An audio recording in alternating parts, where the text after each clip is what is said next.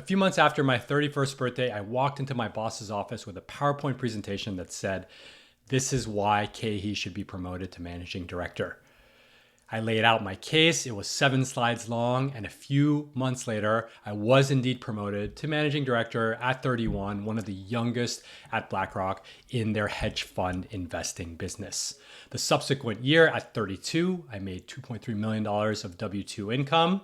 And then 3 years later, I semi-retired to become an online teacher and content creator. In this video, I'm going to share the 7 tactics that I used to build that career up over the 14-year period to play the long game so that you can apply these lessons to yourself, whether you work on Wall Street or any other industry that's focused on high performance. So let's dig in. Number 1, double breakfast. Yep, you heard that correctly. Double breakfast.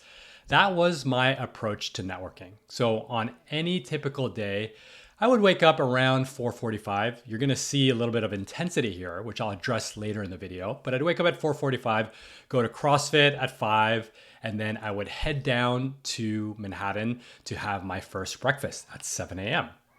I would then have a subsequent breakfast at 8 a.m., hence double breakfast. And I did that for basically until I had a kid at age 32.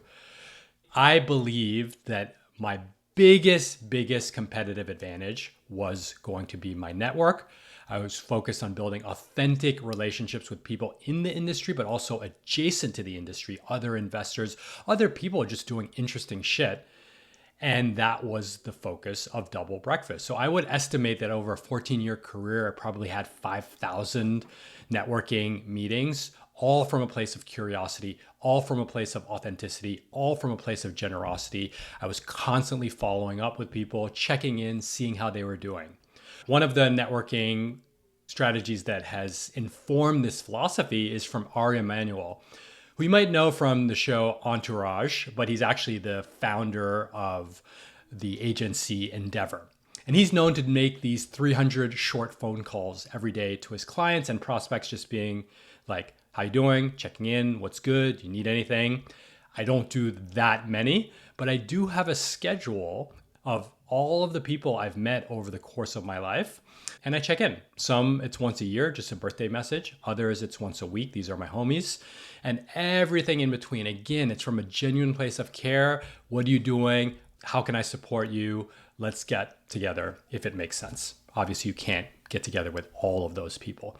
So that was the approach to networking and double breakfast in step 1. Let's move on to step 2. Be your boss's Tylenol, right?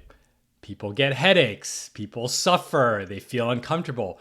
If you can alleviate their pain and their suffering, they are going to reward you. And so what did that mean in practice? I was always thinking of the people ahead above me, my direct boss, but also multiple bosses above them, and asking myself, what pain are they experiencing? So for a direct boss, it might be they have trouble managing projects. So I would shadow manage all of their projects to the point that I would check in and say, "Hey, I know you have this meeting in 3 days. You'll probably need this analysis. Do you have it? Can I help you get it?" Oftentimes it wasn't even on me to provide the analysis. So always thinking 3, 4, 5 steps ahead for the people who are above you. That required a lot of project management skills. It required a lot of anticipation, and it involved a lot of just genuine, earnest question asking, like, what are you working on? Where are you stuck? How can I support you?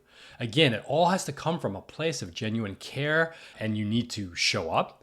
But if you alleviate people's pains, guess what happens? They really like you. They really need you. You become indispensable to them. And so if you're watching this and wondering, how can I apply this? Just look around. Just ask your boss and say, "Hey, what are the biggest challenges on your plate right now? And how could I support you?"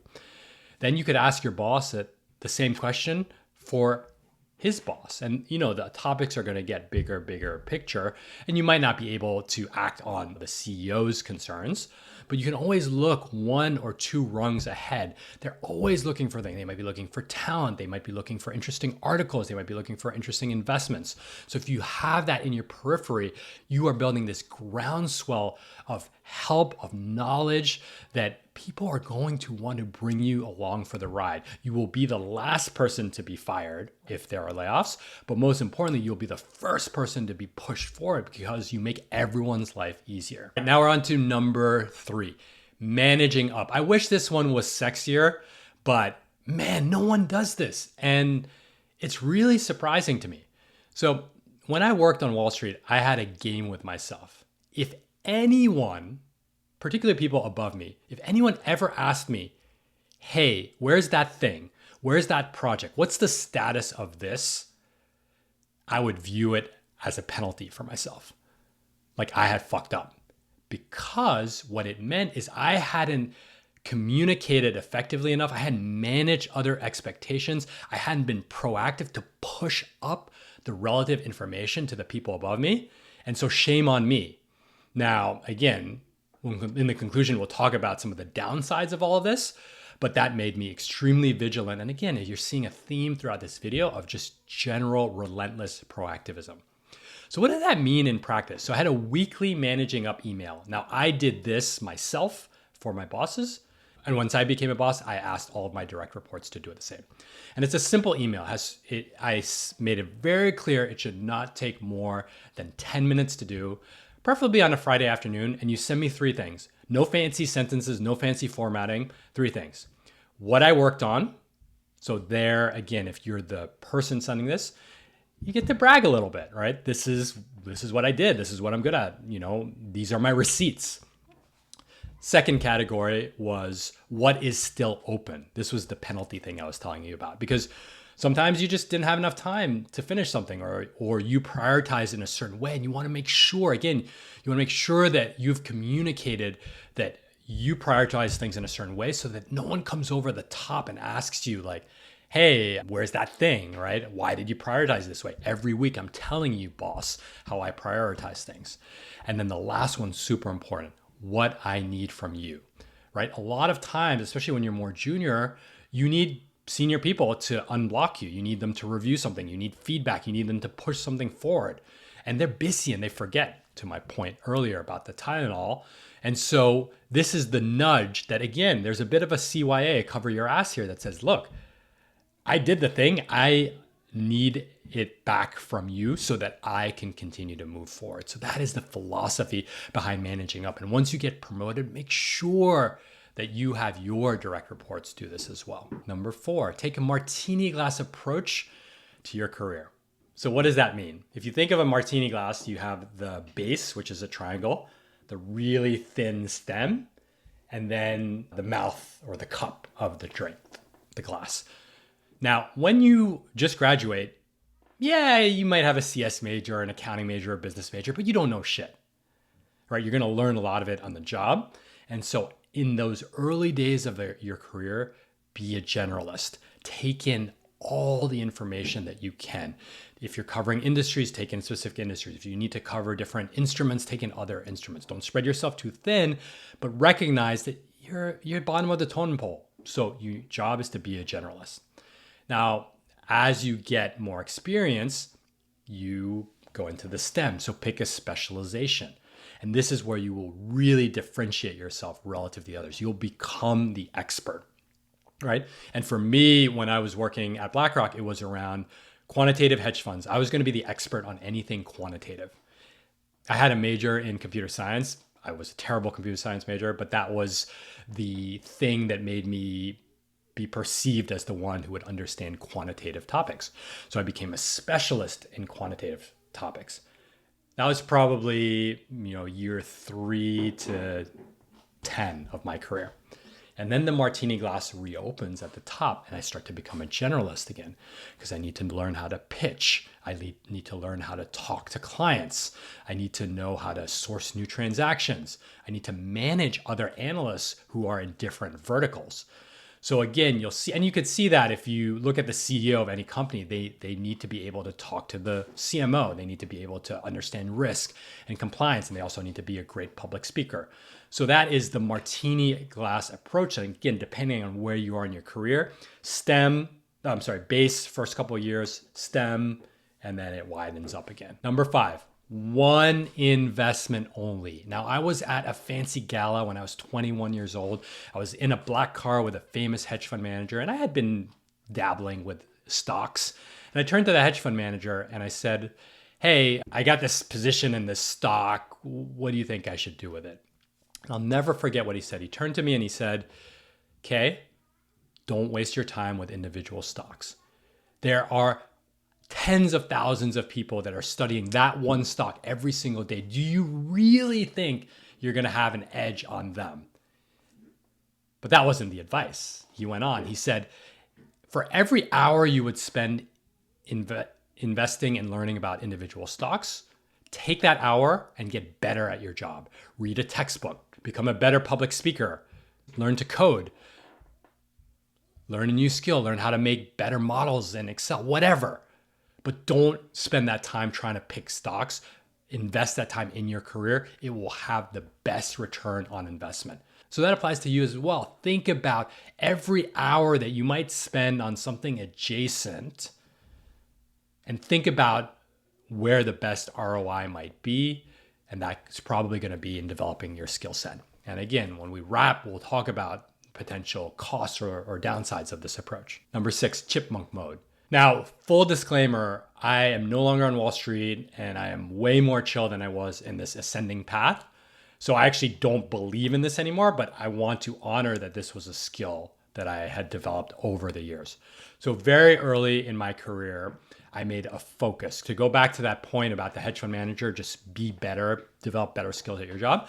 I made a commitment to only read nonfiction, to listen. There weren't a ton of podcasts there. There definitely was pre-YouTube era. To listen, to consume as much information as I could, to just get the information and skill advantage. So I didn't read any books for fun. I barely watched TV. And I listened to a lot of audiobooks and podcasts on 1.5 and double speed.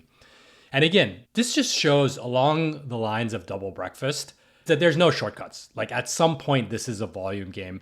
Can you get the reps in faster than the person next to you, right? And if it means having 2 breakfasts a day, so be it. If it means listening to podcasts on double speed, so be it. Again, understand what you're trading off against, but there's just no sugarcoating that there are no shortcuts in this game. And number 7, be Dean Smith.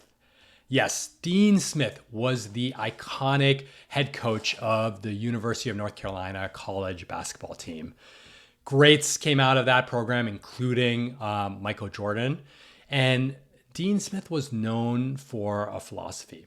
What he would do is, if there was one of his student athletes, so these are some of the best college basketball players in the world, in the country, if he thought that they could be a top 15 pick to go to the NBA draft, he would encourage them to leave. Think about that. If they could be a top 15 pick, they are one of the best players in the world at this point. And he would encourage them to leave with one promise. The promise was that once you end your NBA career, please promise me that you will get your degree. Now, this is the ultimate act of playing the long game. When you proactively encourage your best athletes to leave, you're hurting yourself in the short term, but in the long term, you are showing a genuine commitment that you care about the human with the basketball, or in this case, the human analyzing the spreadsheets. You care about them at the most human and profound level. And guess what that builds? That builds a halo, that builds loyalty, that builds trust, that builds admiration, that builds respect. So how does that apply to a career on Wall Street? Well, once you start managing people, you're going to manage people on your route to managing director. Once you start managing people, you are shepherds of their career. And sometimes what's best for their career is not what's best for your team, which means it's not what's best for you, which is not what's best for your bonus. So You need to really think about that, because you have to do what Dean Smith did, is you have to take some pain for a better gain in the long term. But most importantly, doing what's right for your colleagues, humans, friends. And so this oftentimes meant letting people move to other groups. Some encourage writing recommendations for them to go to business school, even if you disagree that they should go, because that was the decision that they wanted to make. It meant caring for people when they had different types of crises, health crises, family crises, mental health crises, where again, you could have just pushed harder, but instead by pulling back, your team takes a hit in the short term, but then you build that reputation of genuinely caring for people, right? This is some serious long game stuff. You cannot fake this stuff. And in fact, this separated me from a lot of people that I worked with who were just focused on what are you going to get me in this next year? And they played the short game. Look, I've been out of the Wall Street industry, the Wall Street game for 8 years now. I still attend these people's weddings. They still show me deals. Some of them have become clients for other of the coaching work I've done. So the long game is still paying off. But again, remember, this starts from a place of humanity. I recognize you as a human first, and then we talk about your career. All right, so that wraps our 7 lessons on getting promoted to managing director in 11 years. And I hope that you enjoyed it. I hope that you took away lessons from it. I want to point out a few things. One is it was extremely intense, right? It was extremely intense, and there were definitely sacrifices that I made, sacrifices to some of my personal friendships, sacrifices I made to my own hobbies and creativity, but most importantly, sacrifices I made to my physical health. Now at 44, I have bouts of high blood pressure, type 2 diabetes. I've been a teeth grinder. So it's hard to know exactly which came from that, but that level of intensity, please take away that there is a cost to it. That cost might not show up for decades, but I will tell you that even though I haven't worked on Wall Street for 8 years, it took 7 years for me to stop grinding my teeth at night. That's how long that stuff stays in your body. The other thing is, I would encourage you, if you have this hyper focus for this goal, kudos. Like, I had it, I did it. The challenge that you might have though is when you put everything to the side, kind of like the advice that I'm giving, because it's the path that I took. Sometimes it's hard to come back to normal. It's hard to read fiction again. It's hard to have hobbies again. It's hard to do things for the joy of them when you're so used to doing things for the output, for the delayed gratification of it all. Now, there's always going to be a tension between sacrificing today for a better tomorrow. And I really encourage you. I feel very lucky that I hit a bunch of my financial milestones and I was like, peace, Wall Street, I'm out. Became an online creator. I surf. I'm a part-time stay-at-home dad. So I opted out. But I've seen so many people, so many peers, they just get sucked back into the game. Whether it's their self-worth being tied to their net worth, or maybe it's just lifestyle creep, or maybe they just lack the imagination of what life might look like outside of Wall Street. So again, please remember that yes, you can have these bursts, these seasons of intensity, but make sure you have it in you to peel them back as well. Because ultimately you have to tie this to your bigger why. Why am I doing this? Why do I want to be successful? Why do I want to make money? Why do I want these promotions? If that why is not crystal clear in your head, it's going to be like the tail wagging the dog, and you're always going to be chasing. There's always going to be something else, and you're going to be seduced by new projects, new deals, more money, more titles. And maybe that's what's right for you. But if you never looked within to really know that that's what your calling was, you might regret it later down the road. Hope that helps. If you like this, we have a free Mindful Money Playbook down in the show notes. Subscribe to the channel. And we also have the Examine Life podcast, where we tackle some of these thorny questions for ambitious professionals like yourself. Check it out. Y'all are awesome. Peace.